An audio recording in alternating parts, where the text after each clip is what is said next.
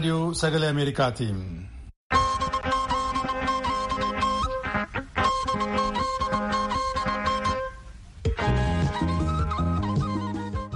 Raadiyoon Sagalee Ameerikaa wixataa qabee aga jimaataatti galgala keessaa sa'a 2 jalqabee aga sa'a 3tti Waashingtan DC irraa kan isinii dabarsu sagantaa afaan Oromoo amma jalqaba.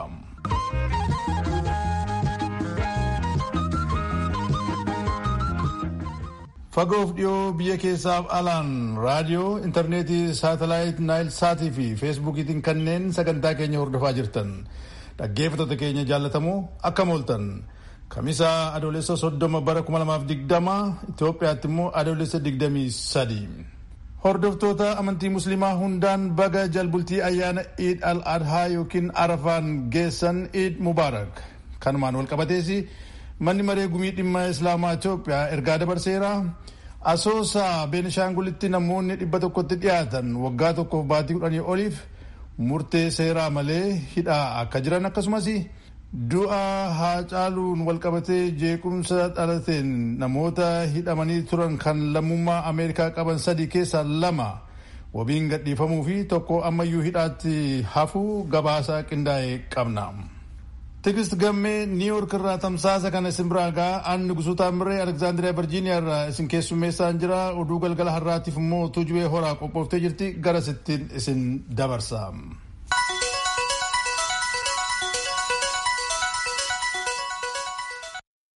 Attam ooltan dhaggeeffatoota keenya oduun har'aaf qabnu kunoo. Muummichi ministeeraa Abiy Ahmadiif hoogganoonni gareelee mormituu dhimmootii biyyaa kan yeroo ammaa irratti marii geggeessaniiru. Dhimmootii marii isaanii ijoon olaantummaa seeraa, dhimma hidha Abbayyaa, filannoof waliigaltee biyyoolessaa uumuusa jedhu ture. Hirmaattota raadiyoon sagalee Ameerikaa dubbise keessaa Profeesar Bayyana Pheexroos, Dr. Mararaa Guddinaa, obbo Yeeshawaasiif gama mootummaarraa immoo obbo Nugusuu Xilahuun turan. Dhimma mootummaan hookkara dhiyeenya biyyattii keessatti ka'een wal qabate hoogganoota siyaasaa hidhuu mormuurraan kan hafe martinuu dhimmootii kaan irratti yaada wal fakkaataa qaban. Profeesar Mararaan hoogganoonni siyaasaa hidhaa jiran gadhiisamanii marii waliigaltee biyyoolessaaf geggeessamu irratti mari'achuu qabu jechuun falman. Guyyoota 4 dura naannoo Beenishaangul Gumuz aanaa gubbaa gandeen hanga tokko keessatti haleellaan raawwatame to'atamuusaa hoogganaan garee dhimmootii koominikeeshinii naannoo beeksisaniiru. Itti gaafatamaan waajjira dhimmootii koominikeeshinii aanaa gubbaa obbo Girmaa Nigaatu raadiyoo sagalee Ameerikaaf akka ibsanitti naannoon sun gara nageenyaatti deebi'ee jira. Waajjirri koominikeeshinii naannoo Amaaraa gamasaan haleellaa aanaa gubbaa keessatti raawwatameen lammiiwwan lubbuun isaanii dhaban 14 naannoo maatiin isaanii argamanitti sirni awwaalcha isaanii raawwatamuu ibsee jira. Haleellaa sanaan illee namoonni 6 madaa'aniiru. Namoonni gandeen kabiroo keessa jiraatanis sodaadhaan gara aanaa sanaa kan dhufan yoo ta'u kaleessa qaamotii nageenyaa waliin marii gaggeessanii gara naannoo ofiitti akka deebi'an waliin dubbataniiru jedhan. Obbo Gizaachoon haleellaa kana kanneen raawwatan ergamtoota Iwahaatii jechuun isaanii ni yaadatama. Akkuma kanaan itti gaafatamaan waajjira dhimmootii nageenyaa naannoo Beenishaangul Gumuz obbo Abdulaaziz Mahammad haleellaa sana kanneen raawwatan ergamtoota Masriif Iwahaati jedhanii kanaafis kanneen to'annaa jala oolan ragaadha jedhan. Itti gaafatamtuun waajjira koominikeeshinii naannoo Tigraay Aadde Liyaa Kaasaa dhimma kanarratti gaafatamanii bulchitoota uummata isaanii bulchuu hin dandeenyetu uummati maal beeka jedhanii tuffachuudhaan rakkoo uumame kamiifuu qaama sadaffaatti quba qabuu jechuudhaan yakka kana fudhatama dhabsiisaniiru. Naannoo Tigraay irraa kan hafe kutaaleen Itoophiyaa kanneen biroon nageenyi isaa boora'eera. Kunis mootummaan sirriitti bulchuu akka hin dandeenye mul'isa jedhan. Dandeettii dhabuusaa dhoksuuf immoo Iwahaatiif paartii naannoo Tigraay bulchu himachuu hojii godhateera jedhan Aadde Liyaan. Paartiin Tigraayin bulchu kan gaafatamu nageenyi naannoo isaa yoo boora'e qofa ka jedhan Aadde Liyaan haleellaa naannoo Beenishaangul keessatti raawwatameef kan gaafatamu ofiisaa badhaadhina jedhee kan of waamuuf mootummaa uummatii hin filanneedha jedhaniiru. Paartiin biyya bulchu kan Ivory Coast Pireezidaant Alassane Ouattara marsaa kabiroof akka dorgoman muudeenii jira. Isaan garuu marsaa sadaffaaf dorgomuu ilaalchisee murtii isaanii hin beeksisin jiru. Jalqaba waggaa kanaa kan umriin waggaa 76 Ouattaraan hooggansa dhaloota haaraatti darbuu qabasa jedhu dubbatanii turan. Karoorri Ouattaraa kun erga muummichi ministeeraa isaaniin bakka bu'u jedhaman Amaaduu Goonii Kaalibaalii dhibee onneetiin baatii darbe du'aan boqotanii booda jijjiiramuu mala. Innaa sirna yaadannoo Kaalibaalii marsaa itti dabalaaf dorgomuuf dhiisuu isaanii murteessuuf yeroon barbaada jedhan pireezidaantichi. Pireezidaanti Ouattaraan tarii murtii isaanii hagayya 6 innaa guutuu biyyaaf haasaa dhageessisan beeksisuuf jiru. biyyattiin onkoloolessa 31 pirezidaantii haaraa filatti jedhamee eegama. Kan dhaggeeffataa jirtan raadiyoo sagalee Ameerikaa sagantaa afaan Oromooti. Yuunaayitid Isteetsi waamicha pirezidaanti Doonaald Tiraamp lakkoofsa loltoota Ameerikaa biyyootii alaa jiraatanii gad xiqqeessuu jedhuun booda loltoonni 12,000 Jarmanii keessaa baastee jirti. Aangawoonni ministirii ittisaa tarkaanfiin kun nageenya lammiiwwan Ameerikaa cimsa yoo jedhan, kanneen qeeqan immoo tarkaanfichi biyya Tiraamp hojii ittisaa neetoof gahaa hin baafne jechuun qeeqaniif adabaa jedhu. Gabaasaa Siindiseen namoota dubbisa. Jeettota ishee waraanaa maadhee humna qilleensaa Ispaangdahaalem jiran gara Xaaliyaaniitti godaansisuu fi maadhee ajaja waraana ishee kadamee Awurooppaa gara Beeljiyeemitti geessuu dabalatee Yuunaayitid Isteetsi loltoota ishee 12,000 Jarmanii keessaa baasuu isheetti hayyoonni hedduun baay'ee dinqaman. Waraansa addunyaa lammaffaatii booda jijjiirraa guddaa waraana Yuunaayitid Isteetsi keessatti ta'e isa jalqabaa ta'uu dubbatu ministeerri ittisaa Yuunaayitid Isteetsi Mark Esper. These changes will achieve the core principles of enhancing U.S. and NATO deterrence of Russia. Jijjiirraan kun qajeelfama ijoo Yuunaayitid Isteetsiif neetoon Raashiyaa dursanii ittisuuf qaban fiixaan baasuuf gargaara. Humna neetoo jabeessaa haala wajjiin jijjiirraa tarsiimoo Yuunaayitid Isteetsi gootuuf jijjiirraa hojimaata waraanaa ajaja damee Awurooppaa karaayyaa ittisaa Yuunaayitid Isteetsi fooyyessaa jedhan Esper. Garuu pireezidaanti Doonaald Tiraamp immoo Waayit Haawus irraa jijjiirraa guddaa kanaaf sababaalee kabiroo akka qaban ifa taasisan.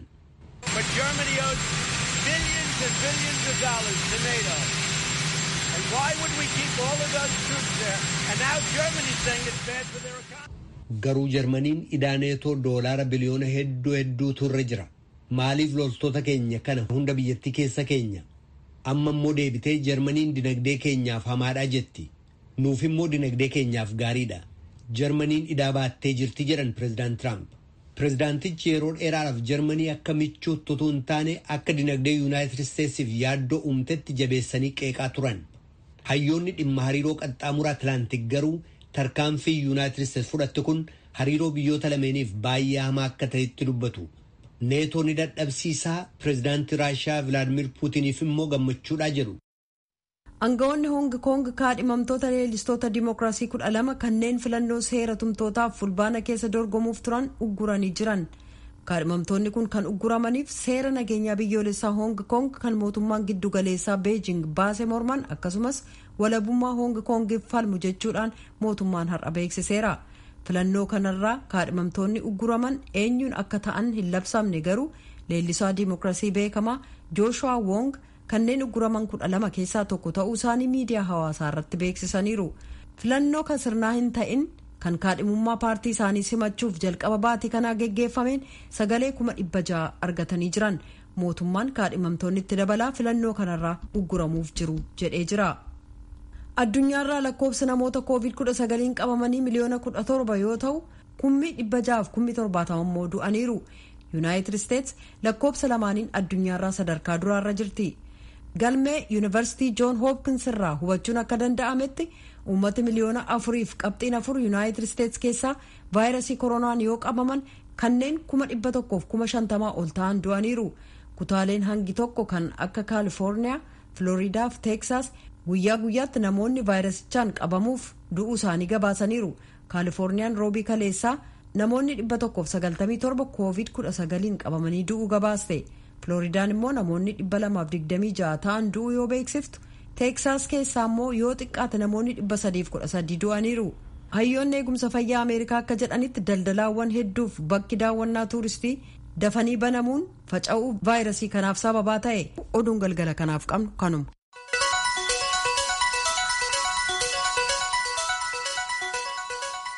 Kan dhaggeeffachaa jirtan raadiyoo sagalee Ameerikaa sagantaa afaan Oromooti.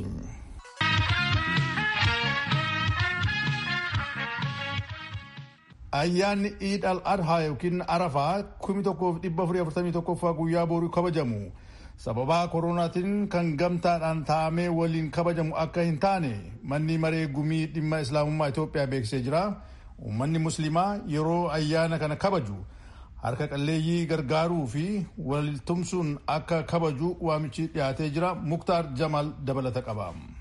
Ayyaana Iid al-Adhaa yookaan Arafaa guyyaa borii kabajamuun walqabateetiin ibsa kan kenne manni maree gumii dhimma islaamaa federaalaa ayyaanni kun kan nagahaa fi kan milkii akka ta'u hawwii isaa ibseetiin jira. Pireezidaantiin gumichaa Muftii Haji Umar Idriis akka jedhanitti hawaasni muslimaa biyya keessaa fi biyya alaa bakkuma hundayyuu jiru yeroo kana gammachuudhaan akka dabarsu wal gargaareetiniin yaadachuu qaba jedhanii jiru. ለኢትዮጵያ ሙስሊሞች ሙስሊማት ለወንድሞቻችን musliimoota Itoophiyaa obboleewwan keenya kanneen biyya keessa jiranii fi biyya alaatti argaman walumaa galatti musliimoota guutuu addunyaa irratti argamaniif baga ayyaana Iidal Adahaa yookaan Arafaa kan bara 1441tiin isiniin gahe jechuu barbaada jedhan muftii Haji Umar Idriis. Ayyaanni Iidal Adahaa yookaan Arafaa ayyaana qalmaa ta'uusaa kan kaasan muftii Haji Umar Idriis hawaasni yeroo qalma humna qabuun raawwatutti kanneen humna hin qabneef illee qooduu akka qabu waamicha dhiyeessaniitiin jiru. ኢደል አድሃ ይባላል የእርድ በዓል ማለት ነው። Iidal Adahaan ayyaana qalmaati. Adeemsi kun yeroo nabiyyanaa Ibraahimii fi Ismaa'il irraa kaaseetiniin kan as dhaqqabeedha. Nabiyyiin kennallee akkanumaan hoolaatu maalessa lama qalanii tokko ofii fi maatii ofiitiif fayyadamanii tokko immoo ummata isaaniitiif kan guutuu addunyaarra jiruu fi hanga gaafa addunyaan tun badduutti jiraatuuf niyyataniitiin kennan. Kanaaf Arafaan ayyaana qalmi itti raawwatu. Warroonni qalma raawwannu olloota keenya yaadachuun nurra jiraata. Manguddoota gargaaruutu nurra jiraata. Kanneen dhukkubsatan gaafachuutu nurra jiraata. Harka qalleeyyiillee gargaaruutu nurra jiraata. Akkuma amma arginutti namni gargaaramu malu heddummaataa jira. Namoonni hedduun hojii dhabeeyyii ta'aatiniin jiru. Rakkataan heddummaataatiniin jira. Balaan kana caalu akka nun mudanne Rabbi irraa nu haa eegu. Walii nahuu fi wal gargaaruun barbaachisaadha. Kan qabu isan qabneef qooduutu irra jiraata. Garaa walii naanee wal gorsuu wal kabajuutu nurra jiraata jedhan muftii Haji Umar Idriis. Yeroon amma keessa jirru kuni weerarri vaayirasii koronaa addunyaa raasaatiniin yeroo keessa jirudha kan jedhan muftii Haji Umar Idriis akkaataan haala kanaan duraatiin ayyaana Iidal Adahaa yookaan Arafaa walitti bahaniitiin kabajachuudhaa dandeessisu ammallee akka hin jirredha kan isaan dubbatan. Labsiin yeroo atattamaa taa'een dabalatatti akkaataa amantaa Islaamaatiin yeroo weerarri wal fakkaataan hin dhufu naannoo sanirraa fagaachuu fi faloota dhibee san akka hin tatamsaane taasisuudhaa danda'amu hundayyuu hojiirra oolchuun kan amantaa Islaamaatiin ajajamu ta'u muftii Haji Umar Idriis dubbataniitiin jiru. Haaluma kanaan adeemsota ittisa vaayirasii koronaa kanaan dura lafa kaa'ameen wal qabatee salaanni jama'aa kan iidaa akka hin jirre muftii Haji Umar Idriis dubbatanii jiru. በየቤታችን ነው የምናከብረው። መስጊዶችን ይከፈቱ አልተፈቀደም፣ አዋጁም አልተነሳም። Manuma keenyatti kabajanna. Masgiidonnis akka banaman hin hayyamamne. Labsiin uggura kaa'ameetiniin jedhellee hin kaafamne. Harka wal qabachuun, walitti dhihaachuun, wal hammachuun kuni hunduu yeroo itti dhoowwameetiniin jiru waan ta'eef labsiinis kana waan dhoowwee jiruu fi ulamaa'onni illee irratti waliigalanii fatwaa addaatiin akka masgiidni banamu waan kallattii hin kaayiniif mana keenyatti kabajuu akka dandeenyudha kan hubannu. Nu egaa gama keenyaan masgiidota banaatii ayyaana iidaa kan waliinii salaataa ayyaana kabajadhaa jechuu hin dandeenyu jedhan muftii Haji Umar Idriis. Ayyaana Iidal Adahaa bara 1441ffaa kan guyyaa borii jimaata kabajamu kanaan wal qabatee hawaasni muslimaa yeroo kamiyyuu caala waliin nahee nageenya biyya isaatiif illee waaqa kadhachaa akka waliin kabajeetiniin wal gargaarus waamicha dhiheessanii jiru. Gabaasa sagalee Ameerikaatiif Muktaar Jamaal Finfinneerraa.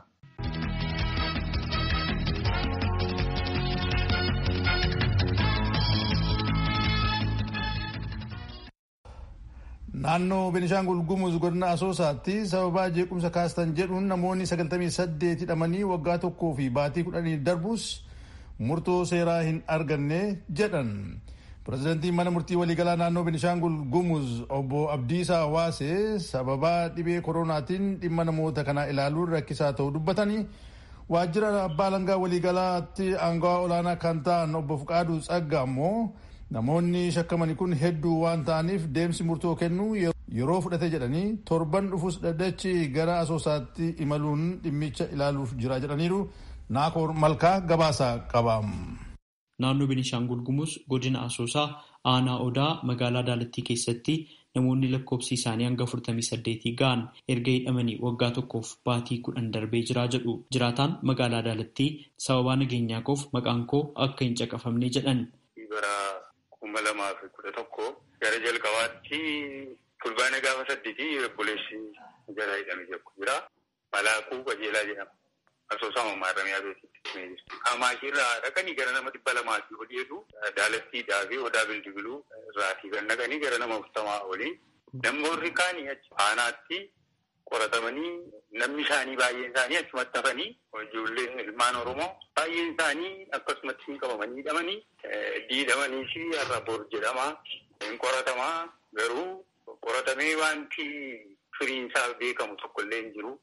Ragaa dhiyaachuu didee guutuu didee beellamootuma jedhanii amma fulbaana 2011 hidhamanii amma guyyaa har'aatti yookaan balleessitanii jedhanii yookaan immoo bilisan jedhanii akkasumatti murtii malee hidhamaa jiru. Maatiin isaanii darara guddaarra jiru. Ofii isaaniifis dhukkubaa, dambisaati, sukkaara waan kanaaf kana fakkaatuuni baay'een isaaniif rakkina guddaarra bu'anii. Namni kan biraan Teeraa Baqqala jedhamuu fi firootni isaa 2 erga hidhamanii waggaa tokkoof baatii 10 darbuu dubbatus namootni hidhaman caalmaadhaan dhalattoota Oromoodhaa jedha. Waan mootummaan gochuu qaba jedhus akkasitti ibsee jira. Wanti kun dhuguma qaama balleessu hidhuu yookaan qaama balleessu seeratti dhiyeessuu osoo hin taane jibba sabummaa kabiraa fakkaata. Bara nama kana keessa iyyata barreeffatanii turan. Lamaan isaaniiyyuu Asoosamaa Maarramiyaa keessa kan jiraniif Kamaashii keessa kan jiraniif rakkoo fayyaa akka qaban beellammaa dheeraa sooramu wanta isaaniif ta'aa jiru akka hin jirree fi manni murtii rakkoo isaanii kana ilaalee ragaan isinirra jira yoo jettee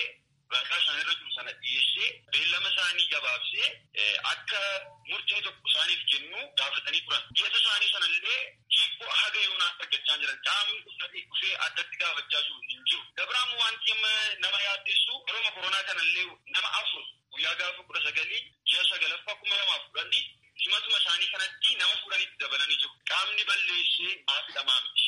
Yakkamaa mitiyyuu akka heera yookaan seera biyya kanaatti mirga qaba.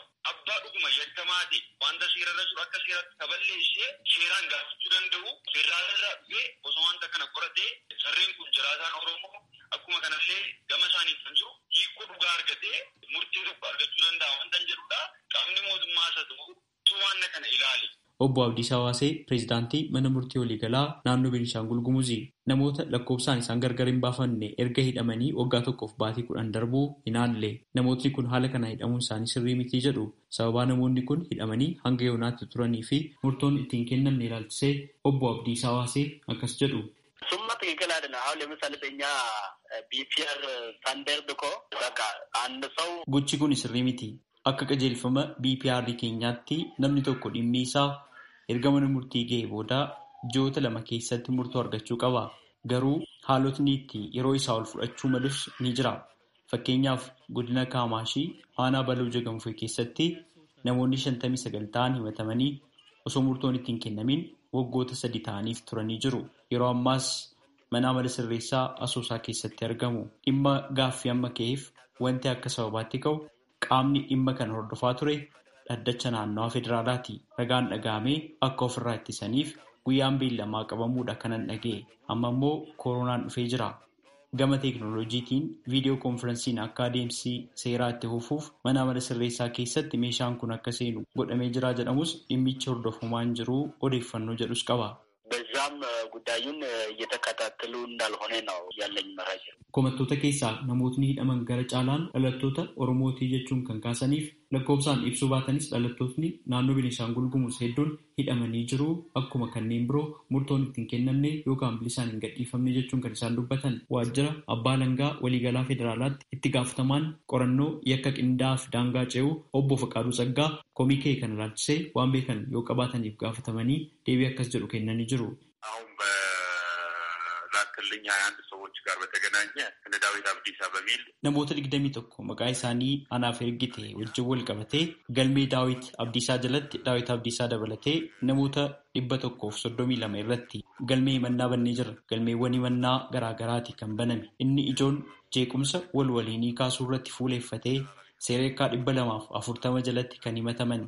Sana booda garuu akkaataa hirmaannaa isaaniitti ajjechaa raawwachuuf qabeenya barbadeessuun himatni gara biraa irratti dabalamee jira.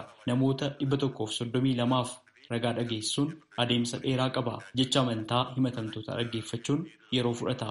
Kanaaf nuti gama keenyaan yeroo gabaabaa keessatti qorannoo xumurree himata bannee jirra. Mana murtii dhaddacha naannawaa federaalaatti dhimma kana kan ilaalu. Yeroo ammaa dhaddacha naannawaa kanaan galmee himannaa 20 ta'uu qabna. Himatamaan galmee tokko jalatti qabnu ammoo nama 10 ta'a. Kanaafuu manneen murtii duraa duuba yeroo himannaan itti banameen ragaa dhageessisaa jiru. Kun osoo kanaan jiru koronaan Itoophiyaa seene. Komiin nutti hin murtoofne jedhu dhiyaachuun isaayyuu seera beekuu dhabuurraa kan madde yoo ta'e malee sirrii miti. Murtoon adeemsa qaba. Obbo Fakaaduun gara fuulduraattis waan gama waajjira abbaa alangaa federaalaatiin taasifama jedhan akkasitti ibsanii jiru. Manneen murtii kana booda cufamanii waan hin turreef vaayirasii kooronaarraa of baraaruuf eeggannoo barbaachisaa ta'e taasisuudhaan torban dhufurraa jalqabee dhaddachi naannawaa federaalaa gara sanatti waan imaluuf nutis akka abbaa alangaa federaalaatti qophii taasisaa jirra. Raadiyoo Sagalee Ameerikaaf Naakoor Malkaa Amboorraa.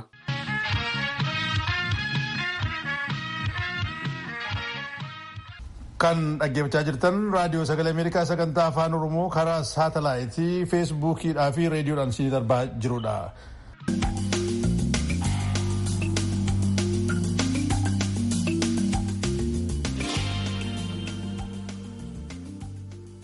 Dargaggoota Oromoo lammii Ameerikaa ta'an ajjeecha artiist Haacaaluu Hundeessaan booda Itoophiyaatti qabamanii hidhaman keessaa 2 wabiin gadhiifamuu abukaatoon isaanii VOA'tti himanii jiru. Karaa biraatiin hundeeffamaa Oromiyaa Miidiyaa Neetwoork yookiin OMN'n eegalee hojii teeknikaa dhaabichaa fi hojjechaa kan ture ogeessi Information Technology yookiin IT Mishaa Cirri ammallee mana hidhaa keessa akka jiru ibsamee jira. Obboleessi hangafaa Mishaa obbo Qixxeessoo Cirri Mishaan beekumsa isaatiin biyya tajaajiluudhaaf yeroo OMN biyyatti waajjira banate biyyatti deebi'e malee yakka inni hojjete hin jiru, siyaasa keessaas harka hin qabu jedha. Abbaa alangaa federaalaatti daayireektara yakkoota qindaa'oo fi daangaa darbanii obbo Fiqaaduu Tsaggaa garuu Mishaan meeshaa koominikeeshinii seeraan alaa gara biyyaa galchuusaa bira geenyeerraa jedhan. Tigist Gammee guutuu gabaasa kana akka kanaa gaditti qindeessitee jirti. Dargaggoo Reedwaan Amaan sanbata hagayya 29 bara 2020 biyya gaheet bariitusaa wiixata adoolessa 30 to'annaa jala oolfame. Yusuf Bashir immoo ji'oota muraasaaf biyya erga turee booda to'annaa jala oolfamuusaati. Maatii keessaa namni dubbisne annutti himan. Dargaggoonni kun lamaanuu gara ji'a tokkootiif to'annaa jala erga turanii booda wiixata darbe mirga wabii qarshii 6,000tiin gadhiifamuu isaanii abukaatoon isaanii obbo Kadir Bulloo dubbataniiru. Ijoolleen tun lammii biyya alaati. Tokko as keessaa fakkeenya Reedwaan dhufee guyyaa lammaffaa irratti qabame. Wanti inni beeku hin jiru. Lammaffaa Yusuf illee haa qabanii malee namni kun lammii biyya alaati. Uummata akkallee wanti inni dalagee waan yakka inni dalage wanti poolisii wanti dhiyeessu hin jiru. Kanaafuu ammallee deebi'ee bultii 14 irra gaafate kun seeraan alaa. Nama tokko ragaa malee hidhanii kaa'uun tokkoffaa seerri deemayyamu, lammaffaa mirga namaa fi mirga seerri kenneef kan darbu waan ta'eef sababni isaan dhiyeessan kuni haala kamiinuu fudhatama waan hin qabneef manni murtii yeroo dabalataa kennuu hin qabu. Kanaafuu wabiin gadhiisuu qabaa. Kan jedhu dhiyeessanii akkaataa kana manni murtii yaada keenya ammeesse kana dhiyeesse kana fudhateetiin wabii isaa mata mataadhaan qarshii 6,000 kafalanii akka wabiin bahan jedhanii akkaataa kanaan amma qarshii kan qabsiisanii deeggaranii. Karaa biraatiin ogeessa teeknooloojii odeeffannoo jechuunis IT yan ta'ee fi waggoota 2 dura hojii gaarii as Yuunaayitid Isteetsi keessatti qabu dhiisee biyyaaf hojjechuudha gara biyyaa deebi'uusaa maatiin an dubbatu dargaggoo Mishaa Cirrii ammallee hidhaa keessa jira. Kalee galgalallee dhaqee gaafatee yeroo ammaa kanattuu dhaqee gaafatee ni ture. Maaliif ijoolleen tun biraa baatee wanti inni qabu waa'ee teeknooloojii wal qabateedha. Karaa biraatiin wanti waa hedduutu jira. Baay'ee nama biraa banii waan akkanaa godhi kan jedhudha. Wanti irratti dhiyaate asiin dura nama kana gara bishooftuutti qabanii bishooftuu fidanii akka inni naan jedhutti bultii 5 mana hidhaa wannaa jalatti hidhanii dukkana keessa ture jedhee achiin baheeti yoo kana goote kana sidoona naan jedhanii akkaataa kana jedhee dargaggoon kun waan ittiin shakkamee fi to'annaa jala oolfame addaan baafachuudha waajjira abbaa alangaa Itoophiyaatti bilbileen ture. Daayirektarootii yakkoota qindaa'oo fi daangaa darbanii obbo Fiqaaduu Tsaggaa bishaan meeshaa koominikeeshinii namni dhuunfaa qabaachuun malle gara biyyaa galchuudhaan shakkamuusaa ibsan. Tokkoffaa meeshaa teleekoomiif faayidaa kennanii of harkaa qabatee ture. Meeshaaleen sun immoo eeyyama qaamni isa laaluun malee alaa biyyatti galuu hin danda'u, qabeen socho'uu hin danda'u. Meeshaalee san qabanii argachuun qofa nama gaafachiisa. Labsiitu jira, labsii 760 jira. Labsii san irratti meeshaa teleekoomii kan ta'an eeyyama baree kan qabamnetu jira. Alaa galchuun illee yakka. Maqaan meeshaa kanaa beekamuu danda'a? Maqaa teekinooloojii kana waamuun illee nama dhibakaaf waajjira ilaaluuf kennineerra. Gaafuma obbo Jawaar afaan qabaman sani mana sanii baasee gara biraa fide garuma eerpoortii sanan galchee jechaa jira. Eeyyama sinan qaba jedha. Eeyyama qabu sana harkaan nutti hin argisiisne agamma. Namni eeyyama qabaatu waraqaadhaan qabaa, barreeffamaan qabaachuu irra jira. Isa hin jiru. Muudisi waajjira isa laalu meeshaadhaaf eeyyama kanaa kan jedhu san gaafannee jirra. Yeroo qabamu san kun eeyyamni koo jedhee osoo nuti agarsiise yakkas miti.